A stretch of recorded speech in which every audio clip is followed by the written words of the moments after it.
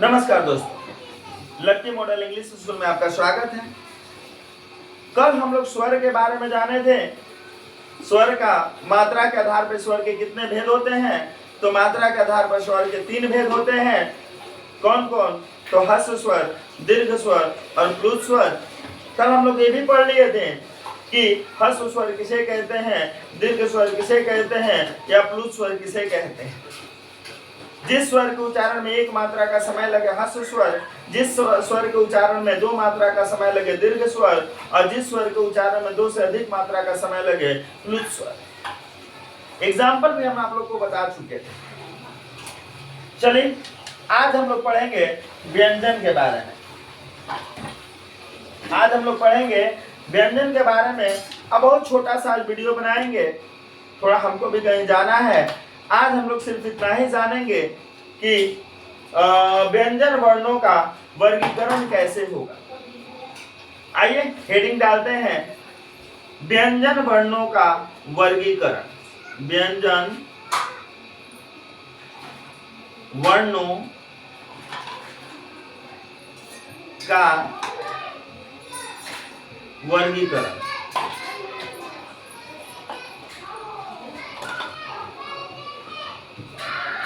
व्यंजन वर्णों का वर्गीकरण। अब जब हम व्यंजन वर्ण के बारे में जानेंगे तो सबसे पहले कल हम बताए थे आपको स्पर्श व्यंजन के बारे में। सबसे पहले किसके बारे में? स्पर्श व्यंजन के बारे में हम लोग जानेंगे। स्पर्श व्यंजन के बारे में जानेंगे। कल हमने आपको संख्या भी बताया था कि स्पर्श व्यंजन की संख्या जो होता है वो 25।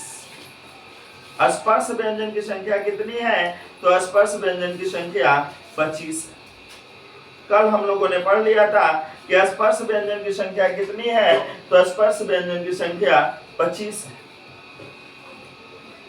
आज हम लोग इसी 25 के बारे में जानेंगे कि आखिर क ख ग घ अंग जब हम बोलते हैं तो हमारा जो है किस स्थान से उसका उच्चारण होता है।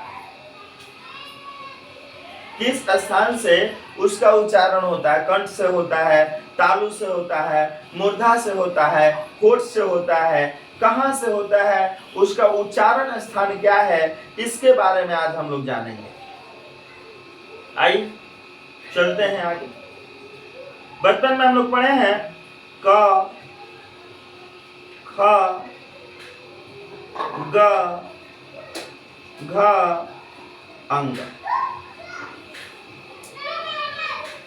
अभी जो क से अंग तक है यह एक वर्ग है और इसका हम लोग नाम रखते हैं क वर्ग। इसको क्या कहेंगे?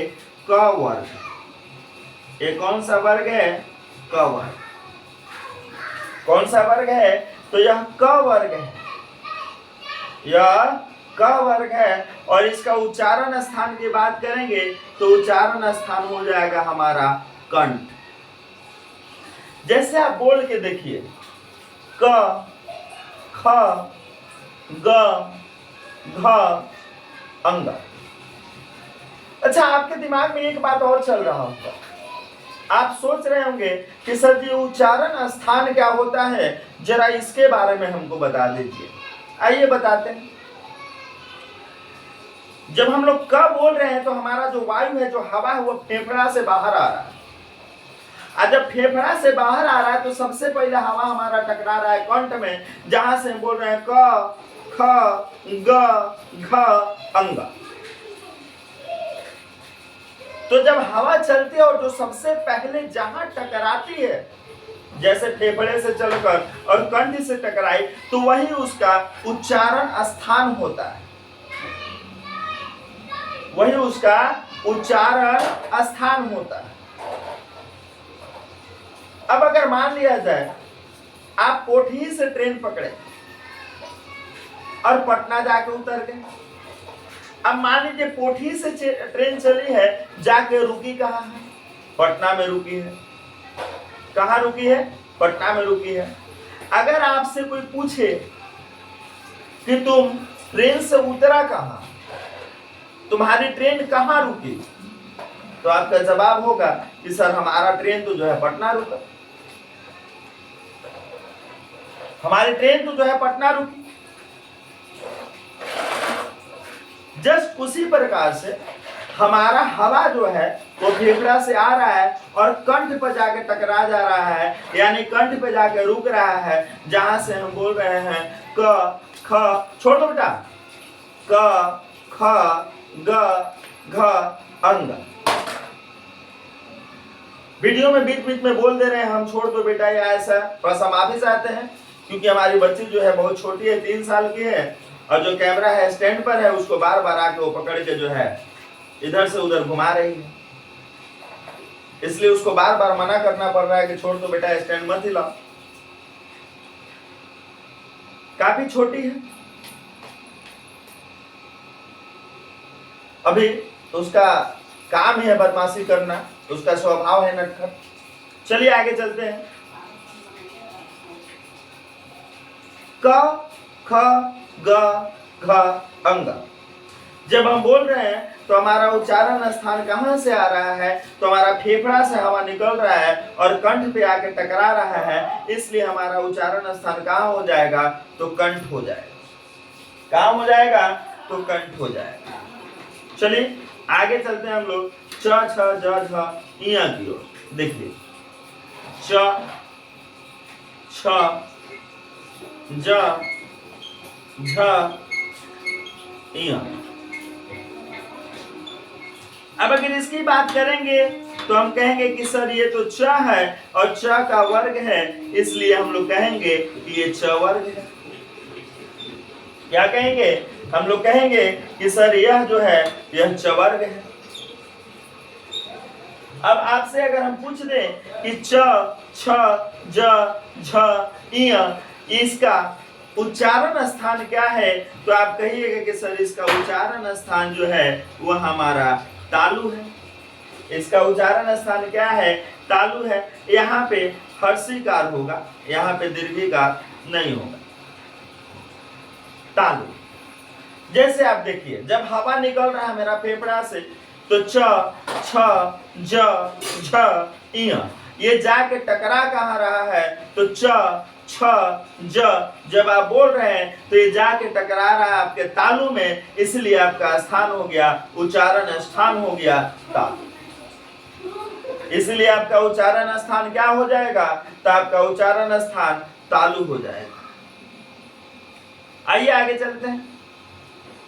ट ठ ड ढ अड़ा। अब एक बात यहाँ पे आप लोग को कंफ्यूजन होगा कि सर जी ये जो आप अड़ा बोल रहे हैं, बचपन में तो हम लोग को आप ही टवर्गी न पढ़ाए हैं, इसको तो आप बताए हैं कि यह टवर्गी न है, आज आप अड़ा बोल रहे हैं। तो देखिए बचपन में क्या होता है कि बच्चे बोल नहीं पाते हैं, इसलिए बच्चों को बताने के लिए दूसरा तरीका अपनाना पड़ता है। लेकिन अगर शुद्ध उच्चारण की हम बात करेंगे तो इसको अड़ा पढ़ा जाता है। क्या पढ़ा जाता है, ट ठ ड ढ अड़ा। आइए अगर इसकी बात करेंगे तो ये ट और ये वर्ग है ट का, इसलिए हम इसको टवर्ग कहेंगे। क्या कहेंगे, तो इसको हम लोग टवर्ग कहेंगे। टवर्ग का जो उच्चारण स्थान होता है, आप बोल के देखिए, ये जाके आपका टकराता है मूर्धा से, या आप इसको मूर्धन्य भी कह सकते हैं, आप इसको मूर्धन्य भी कह सकते हैं। बोलिए ट ठ ड ढ जब आप बोलते हैं तो जो आपका फेफड़ा से हवा निकलता है वो जाके आपका मूर्धा में टकरा रहा है, इसलिए इसका उच्चारण स्थान क्या हो जाएगा, तो इसका उच्चारण स्थान मूर्धा हो जाएगा।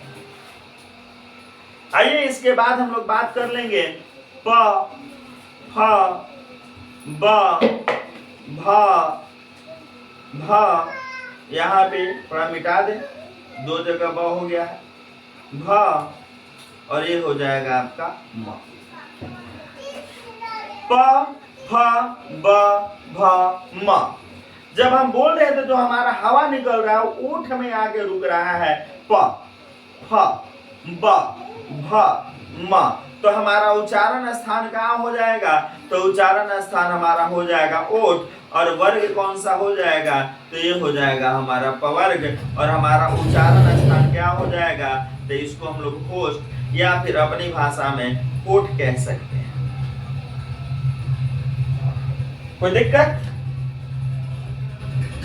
आज हम लोग व्यंजन वर्णों के उच्चारण स्थान के बारे में जान लिए। कल हम लोग जो पढ़ेंगे वो स्पर्श व्यंजन के बाद में। स्पर्श व्यंजन हम लोग 25 को जो स्पर्श व्यंजन होता है उसको हम लोगों ने पढ़ लिया। कल हम लोग स्पर्श व्यंजन के बाद में पढ़ेंगे। तब तक के लिए जय हिंद, शुभ रात्रि।